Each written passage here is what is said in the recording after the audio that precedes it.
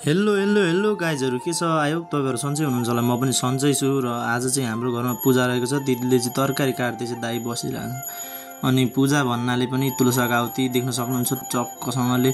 त दिदी चाहिँ खुसी भएर चाउचाउ पकाउँदैछ होइन। अब पूजाको दिन पनि चाउचाउ के पकाएको भन्नुहुँदो होला, तर चाउचाउ खान मन लाग्यो अति नै। म भने चाहिँ कतिखेर चाहिँ पाक्छ र खाइदिइहालौँ भनेर बसिरहेको थिएँ।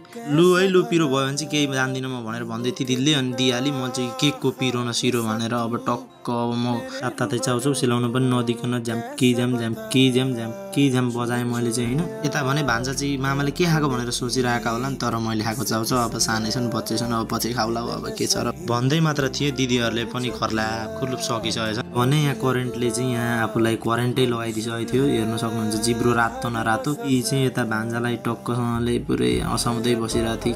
त्यति भन्दै पण्डित बा पनि आएर पूजा स्टार्ट हान्दिहाल्नु भयो। यति भन्दै तुलसाको आउती त अब सकिनै हाल्यो होइन। अनि त्यही भएर म चाहिँ टिका सिका लाउनु पऱ्यो भने थपक्क बसेर टिका सिका अब लगाइहालेँ। टिका सिका लाएर डोरा सोरा बाँधिवरी अब देख्न सक्नुहुन्छ मेरो कन्डिसन चाहिँ यस्तो रहेको छ। के गर्नु, विद्यार्थी प्योर विद्यार्थी बन्नु पऱ्यो। ताक्लो हान्दी गयो सरले, केही छैन भन्दै म चाहिँ भित्र अब ढल्किन बसिसकेको थिएँ। म पनि टिका लगाइदिन आउनु भयो।